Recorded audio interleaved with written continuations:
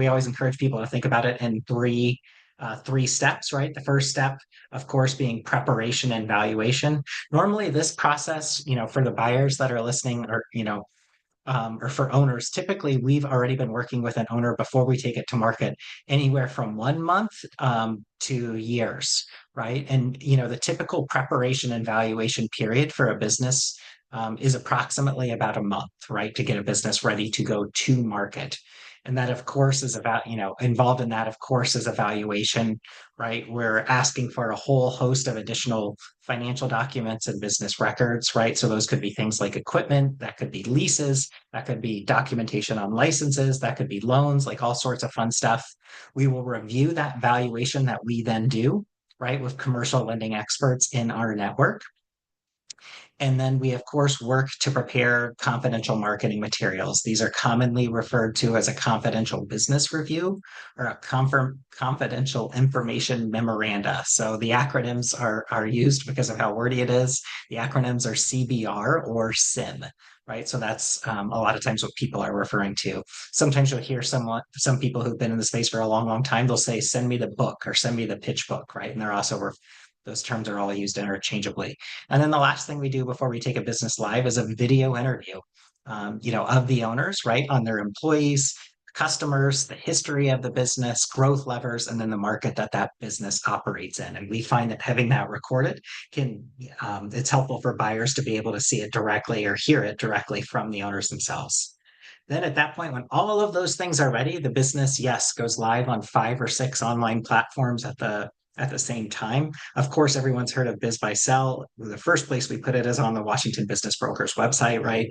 Then it goes on Biz by Sell and a whole host of other platforms. Examples of those would be Axial, DealStream, Search Funder, BizQuest, businessesforsale.com. It's the internet, and the internet is not lacking for websites. So there's many different platforms and places where you can see us post those businesses depending on the type and size of business. Right. In addition to that, we have a buyer list, right? And so we'll engage folks on that buyer list based on what we know about prospective buyers' backgrounds. And so buyers in our buyer list can expect to be notified, right? And as a part of this step at this point, right, once a buyer has completed a non-disclosure agreement, we've reviewed it, verified who they are, then we release that confidential marketing doc to our buyer. And at that point, right, the conversation with a buyer really begins. We'll always ask buyers to submit their questions over email at first, right? And the reason for that is because many of the questions at the beginning can be about the financials, right? It could be about a particular expense or line item, sometimes from prior years, that the business was in operation. And so it takes us as advisors working with business owners. It takes us a little bit of time to track down those answers, sometimes from the owners. Sometimes we have to go back to the owner's CPA or bookkeeper, right? And so that's why we ask for the questions to be written down, because as much as we would love to be able to answer all of them live over the phone or over Zoom, we simply cannot. Right. And then finally, as a part of step 2, it's, really this vetting of buyer fit and financial capacity. We'll get on the phone with buyers, right? We'll do it over Zoom as well. Yes, buyers do meet sellers right before an LOI. In some cases, it really just depends on the size of the business and how much buyer demand there has been for the business. The goal of phase 2 of the process is to get to an executed letter of intent. And so think of a letter of intent as an outline of a deal. So there's a transaction price, there are terms, right? There's an agreement on deal structure, also an agreement on how much cash a buyer is going to put down. Are they going to put money into escrow, right? An earnest money deposit in order to enter a period of what's called exclusivity, right? Where we're not engaging or talking to any other buyers, et cetera, et cetera. Once that letter of intent has been executed, right, we really kick off into step 3, right, phase 3, which we simply call working to a successful close. There's a whole lot of documentation and a lot of work that happens in step 3. This is really the magic of the process, right? And think of these 4 things happening concurrently. The first, of course, would be due diligence. Our buyer for your business has a right to see all sorts of additional documentation about the business, right? Things that they wouldn't have necessarily seen before a letter of intent is agreed upon. So due diligence is going on. Due diligence could be about the employees. It could be financial in nature. It could be operational in nature. It could be reviewing example contracts or large contracts, whatever it may be. while due diligence is going on, or quickly after, shortly thereafter, due diligence has started, a buyer will engage an attorney, and then our seller will have an attorney too. And the attorneys will work together to take that letter of intent and translate that from a deal outline, which is the letter of intent, to a full on purchase and sale agreement, right? Which is a legally binding document that is recorded and filed with the applicable state that the business is domiciled in. There might be some supplemental legal agreements. Examples of supplemental legal agreements would be if there's any seller financing, right? A note would be written, right? It could be securitized, right, with collateral or personal guarantees. Another common legal document that we see would be a non-compete. And then finally, a post-close employment agreement, consulting agreement, advisory agreement, right? Where the owner agrees, if the buyer wishes, the owner agrees to stay on for up to X hours a month at a rate of Y dollars per hour, right? And then finally, or excuse me, and then, the third thing that's happening here and working towards a successful close is we're working with the buyer's lender, right? Their financing partner, to go through the financing, credit review, and underwriting process. And then once those three things are flashing green in phase three, so due diligence, drafting of legal documents, and then the financing approval, will loop in escrow, right? And escrow will help us legally effect the transfer of the business from the seller to you as the prospective buyer. Okay. And if you have questions while you're listening online, you are welcome to submit them through the chat, and we will do our best to answer them. Okay, we've got 10 things owners wish, that as an owner, they likely want to be aware of, right? Before that, you're going to want to wish that you knew ahead of time before the sale.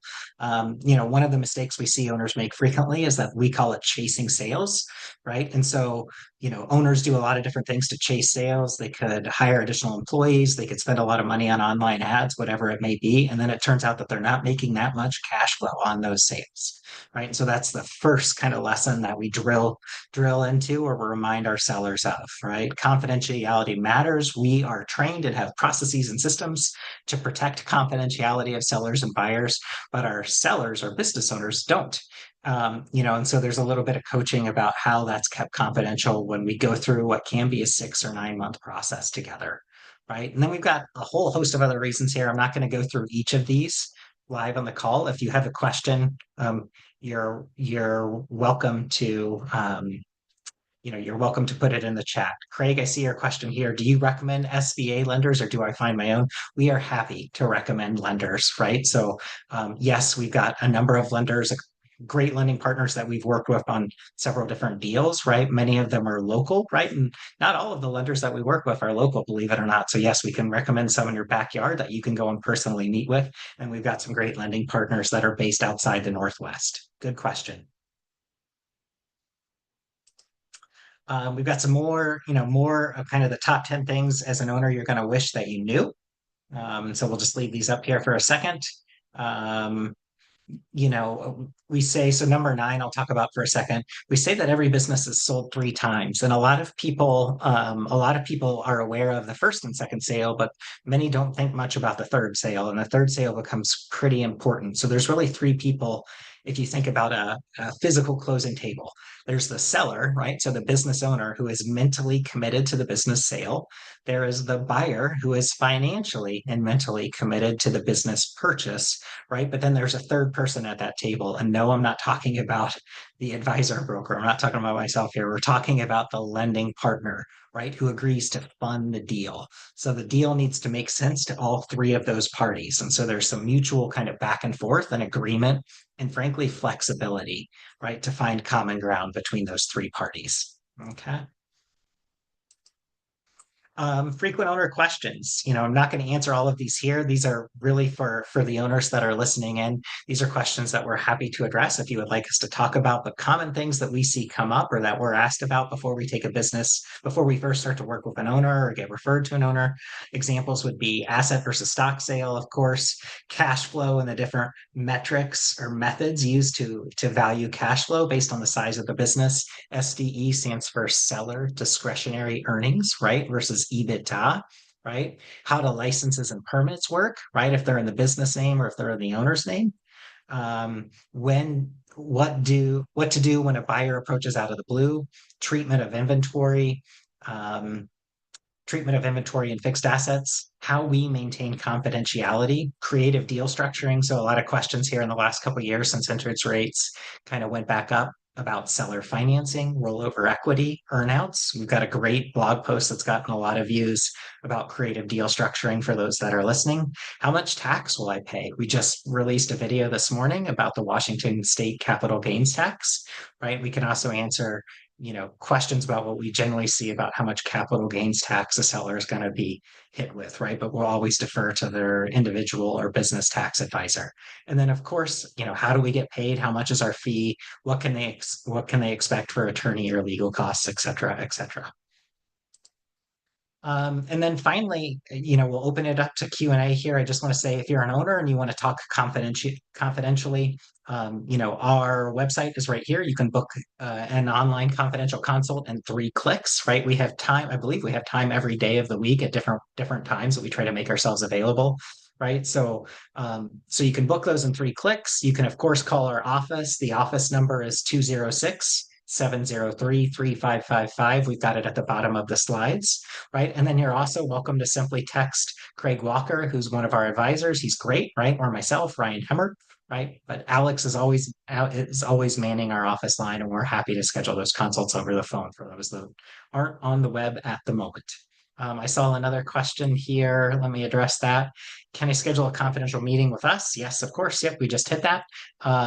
And I'll stop here for other questions. For those that have joined, thank you. This is our first time doing a live webinar, so we are working out the kinks on our end, but this will be the first of many, we hope. And again, we expect to have 2 different series, one for owners and then one for buyers.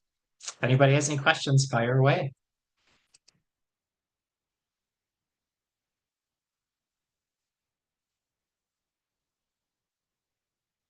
In terms of the one thing that I didn't address, that I probably should have mentioned in terms of the process, and as far as how long that sale process can take, we see it taking the quickest sales. We've been at this 5 years, right? 2 dozen plus deals in the last 5 years.